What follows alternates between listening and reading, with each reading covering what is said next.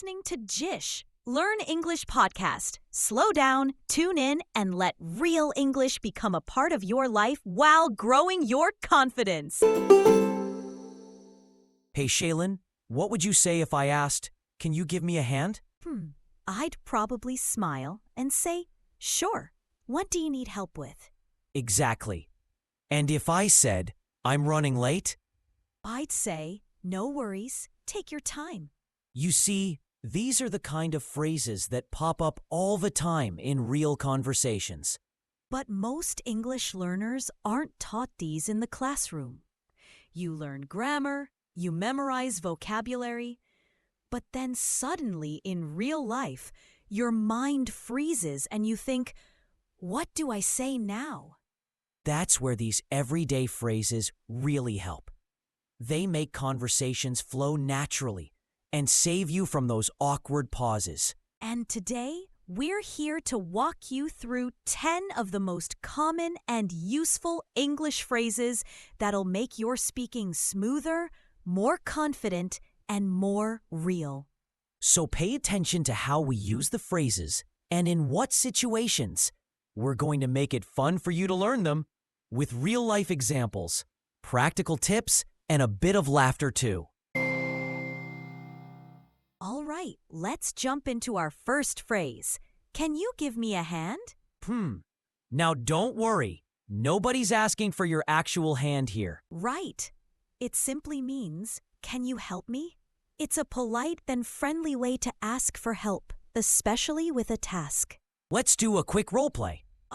These boxes are heavy. Hey, Jivaan, can you give me a hand? Of course.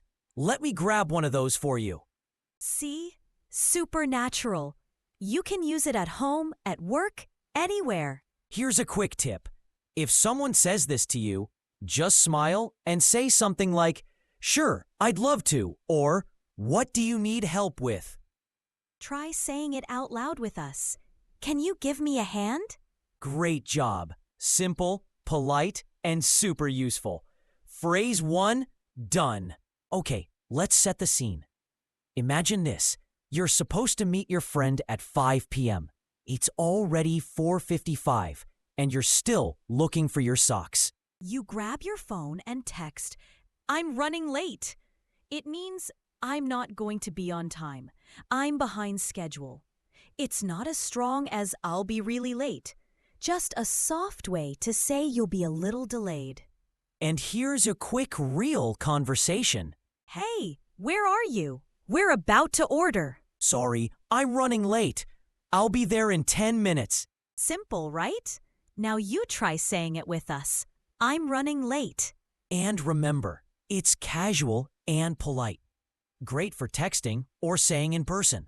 Whether it's traffic, laundry, or Netflix, this phrase has your back. All right, let's try something different. Imagine you're standing in front of a mirror. Yes, you, and you're practicing English.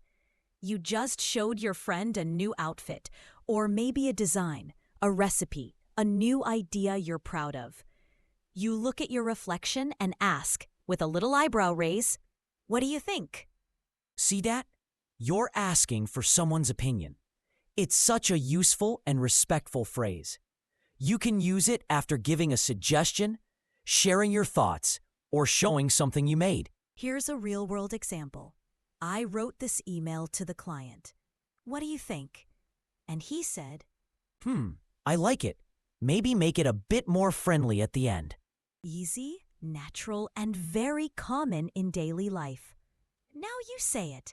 And do the expression too, okay? Gentle smile, head tilt, curious tone. What do you think? You nailed it! Remember, this phrase shows you care about what others think. That's powerful communication. And sometimes, in the middle of caring conversations, something totally random pops up. Like your phone rings, or your cat jumps on the keyboard. Real-life moments, right? Yup, that's when this phrase comes to the rescue. Hang on a second. It's just a friendly way of saying, give me a moment. You're not walking away. You're just pressing pause. Imagine this. You're on a video call and suddenly you hear a knock. You say, "Oh, hang on a second. I'll be right back." See? You're still in the conversation, just stepping aside for a moment. Or this one. You're cooking and your friend's asking for the recipe. You go, "Hang on a second. Let me grab the measurements." It's short, sweet, and polite, and it's one of those things that native speakers use all the time. Now, speaking of conversations, what happens when you don't catch something someone just said? Okay, imagine you're in a conversation. Someone says something quickly, or maybe there's noise in the background, and you're like, Wait, I didn't catch that. That's the magic phrase. Not rude, not awkward, just honest and polite. it happens to everyone. Even native speakers say this a lot. It's totally okay to ask someone to repeat without feeling bad. Let's play it out. Your friends say, "We'll meet near the cafe by 4, right after gym." You will say, "Sorry, I didn't catch that. Did you say after gym or before?" See? Clear and respectful. Or even shorter, you can say, "I didn't catch that. Could you say it again?" You're just showing you're present and you care about what they said. And it's way better than just nodding and hoping it wasn't important. Been there, but now you know what to say, confidently. And that brings us to the next one. You know that feeling when someone does something small, but it just lights you up? Like they send a kind message, give you an unexpected compliment, or remember your favorite snack. And suddenly your not-so-great day feels a whole lot better. That's when we say, "You made my day." It means, what you just did made me really happy. It's genuine, simple, and it makes the other person feel appreciated too. Here's how it sounds in real life. When your friends say, "I brought you coffee. I know you've had a long day." You will say, "Thank you. You totally made my day." It's warm, right? It is. And you know what? Even saying this phrase to someone might make their day. You know, Shaelyn, last week, I forgot to wish my friend happy birthday. Totally slipped my mind. Oof, that's the worst.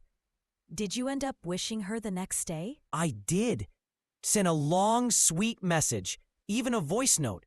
And you know what she said? What? Thank you. Better late than never. Classic. That's today's phrase. Better late than never. We say it when we do something later than expected, but still feel good about doing it. It's like saying, "It's okay. At least it happened." It's casual, kind, and forgives delay in a cheerful way. Try saying it with us. Better late than never.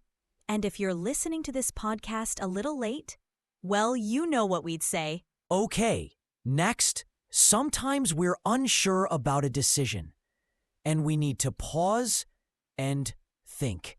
Really think. Like when someone offers you a big opportunity or asks for an answer right away, but your brain's just like, can I get back to you? Exactly, and that's when you say, "Let me sleep on it." It simply means, give me some time, I'll think about it overnight and decide tomorrow. It's polite and gives you space to make better choices without rushing. All right, now picture this. Your friend starts telling a story and suddenly pauses saying, "Should I continue?" And you're totally into it. You lean in and say, "I'm all ears." That means I'm listening with full attention. It's friendly, casual, and shows you really care about what someone is saying. It's perfect in conversations, at work, with friends, anywhere. Someone says, "Can I share something with you?" You say, "Sure, I'm all ears." Quick tip, say it with a smile. It adds warmth and makes people feel heard. Let's keep that vibe going. Ready for the next one? Ever had one of those days where everything goes wrong? And then something tiny happens, like someone cuts in line, and you just snap. That's the last straw. It means you've hit your limit. You can't take it anymore. Simple, emotional, and very real. Use it when small things add up and push you over the edge. And that wraps up today's set. But don't just memorize them, use them. All right, time for a quick review challenge. Can you list down all the phrases you learned today, along with their meanings? And hey, bonus points if you can write one sentence using each phrase. Let's see how much you've learned. Or if you dozed off somewhere in between. We'll never know. If you enjoyed this episode, make sure to like, share, and subscribe to Jish Learn English podcast. We've got plenty more coming your way. Fun, practical, and super useful for your English journey. Until next time, keep learning, keep smiling, and stay fluent with us.